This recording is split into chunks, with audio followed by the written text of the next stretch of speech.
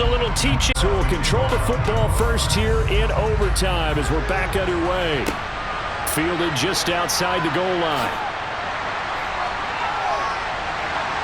And he'll go down as this drive will start at the 25-yard line. Here's Tennessee ready to begin this drive offensively. All set up for him right now, Charles. Opening possession of overtime. They've got the football. They also obviously have this home crowd behind them in a big way. They get that extra energy from them, but they've got to be careful not to let that adrenaline get away from them and play too fast or create errors of their own making. Use that energy, embrace it, but make sure they channel it the right way. They've got a chance to go downfield, score a touchdown, and end this game. Meanwhile, Murray's throw complete there to Thomas. And he's tackled a yard short of the marker. Good gain of 9 on first down. Let's just break this down and make it pretty simple.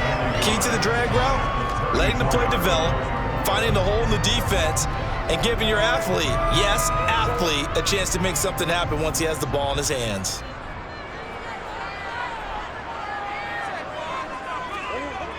Gibson, toss right. Oh, nifty juke there. Not much fun for a guy trying to tackle him. And he'll be brought down shy of the 40 at the 38-yard line. They'll get 3 as the drive continues. It's a first down. 2nd and 1 is often an invitation to take the big shot downfield. I bet the offensive lineman said, are you kidding? We just get on our backs and let's go get the first down. They love being physical.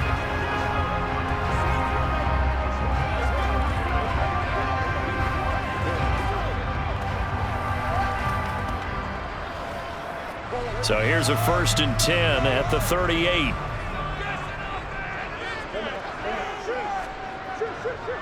Right back to him on first down.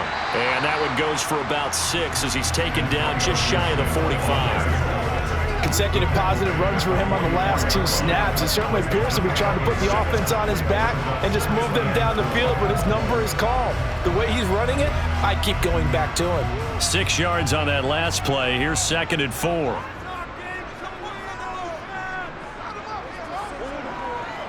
They'll try the left side with Gibson. And this one's going to go the wrong way. Losing yardage back at the 42. It'll go down as a 2-yard loss, and it brings up a 3rd down. Part of the thinking when you bring in extra tight ends, you're hoping that each of your guys gets those one-on-one blocks and creates a crease for your runner. You know what the converse is, though? You've got to win those one-on-one blocks, and when you don't, that's the result you end up with. To throw is Murray. The decision to tuck and run gets him 3, but that's not enough. Now it's 4th. And, partner, I would guess that in his headset he was hearing from his coach, it's 3rd down, don't take a sack. And in this case, he's able to avoid the pressure and get out of there. He doesn't get the first down, but he does turn a possible loss into positive yardage.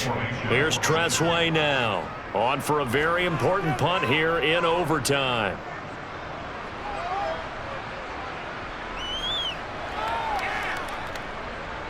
Oh, and what a play on special teams here. This is going to be down inside the 5, all the way down at the 2-yard line.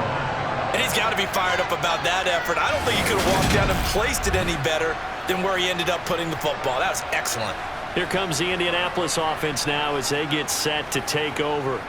Well, their defense, they did the important thing. They got the stop. They didn't allow a point, but now they're backed up here pretty far, Charles. Going to need a significant drive to try to get into position for the game-winning field goal. Yeah, partner, don't you think that defense is on the sidelines right now saying, don't come to us with your problems about where you're starting. We did the important part. We kept them off the board, kept us in the ball game. Find a way to maneuver it downfield, at least get into field goal range, and get us a win. A bit of an opening there on the first down run as they get this forward for about 6 yards. And that run, that changes the whole mentality about the drive right there. They were starting on their own 2-yard line. They just wanted enough space to punt the football successfully. Now they're talking about putting together a drive. The last run got 6, now 2nd and 4. Now Herbert with his first throw at OT. He's got Hooper on the out route. And out of bounds across the 15-yard line. That'll give him 60 yards receiving now as he's got a first down. And the tight end is certainly a position built to move the chains because they can control space underneath. If they've got good hands, then, of course, they're a dynamic target. But one other thing is they're right in the sight lines of a quarterback on just about every play, and that makes it easier for the quarterback to pick him out and deliver.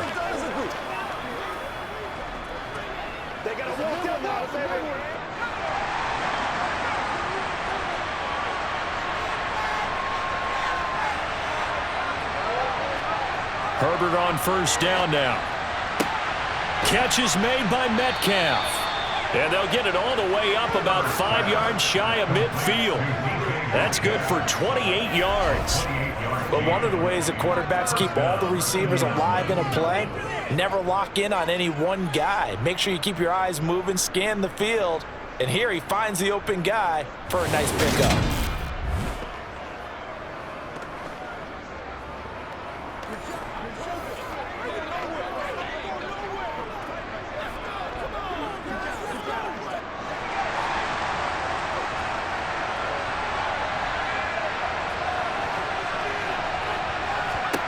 On first down, Justin Herbert. And finding the tight end, Hooper. And they're going to get this to about the 44-yard line.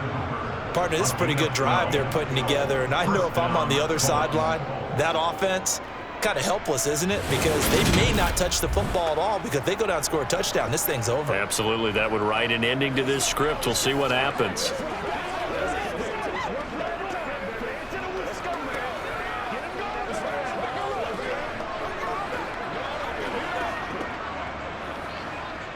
So operating from Tennessee territory now. Here's 1st and 10 at the 44-yard line. Throwing there, but this pass is going to wind up incomplete.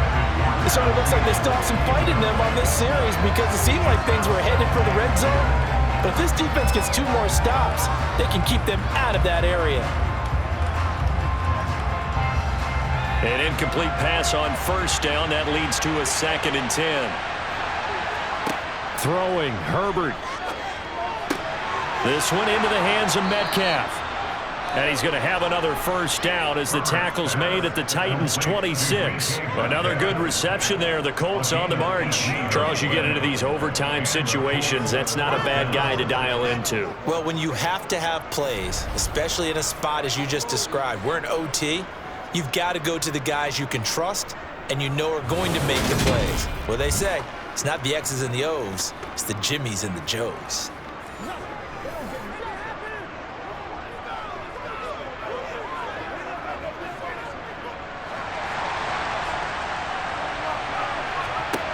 On 1st and 10, Herbert. He'll drop this one down to Mixon. And they're going to get this down to about the 17-yard line here. And we see another pitch and catch there to the running back. This position just continues to evolve. They become just as critical to the passing attack as a lot of receivers, tight ends, because their ability to make people miss in the open field can really generate big plays for an offense. Now hold everything here. We're going to get a timeout by the offense. They'll be left with just 1 remaining here at OT.